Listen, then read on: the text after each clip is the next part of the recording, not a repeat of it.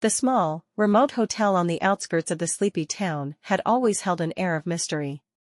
Travelers who passed through would occasionally swap strange stories over a beer at the local bar, but the townsfolk themselves remained tight-lipped, dismissing every tale as mere superstition or wild imagination.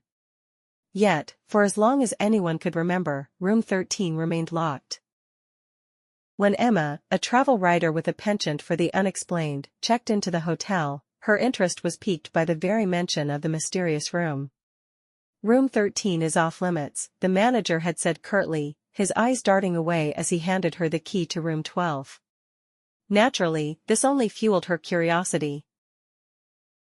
That night, she lay in her bed, staring at the ceiling, unable to shake the pull she felt from the room next door.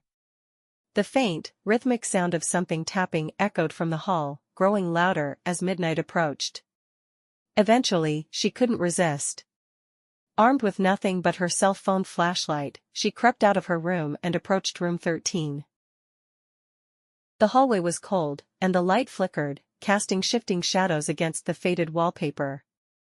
As she reached for the doorknob, it turned easily, as though it had been left unlocked just for her. The door swung open, revealing a room that looked untouched by time. Dust floated in the air, but the room was disturbingly neat, as if someone had left it in a hurry. Emma scanned the room, noting odd details: a wardrobe slightly ajar, a photograph on the desk, its glass cracked but revealing a smiling family from decades past. A strange sense of déjà vu washed over her as she reached for the picture. Suddenly, she froze. In the cracked glass, she could make out a face hovering just behind her shoulder. Turning, she saw nothing but the silent room. Yet she couldn't shake the feeling that she wasn't alone.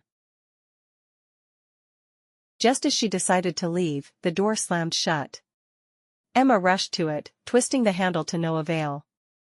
The air grew thick, and the tapping sound she'd heard earlier returned, now closer, louder, as though it were coming from the walls themselves. The temperature dropped, and her breath appeared in clouds as a whisper drifted through the darkness. "You're the last piece." Panicked, Emma clawed at the door, her heart racing. The tapping grew faster, almost frantic. Finally, in a burst of desperation, she threw herself against the door, and it gave way. She stumbled back into the hallway, gasping, feeling a strange sensation of someone's grip loosening from her arm.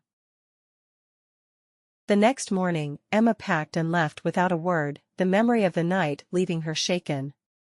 Later, as she reviewed her notes from her stay, she found an entry she didn't remember writing: "Room 13, once you enter, you leave a part of yourself behind." In the years that followed, visitors reported strange occurrences in the hotel. It was said that sometimes, at midnight, the door to room 13 would creak open, inviting the next curious soul.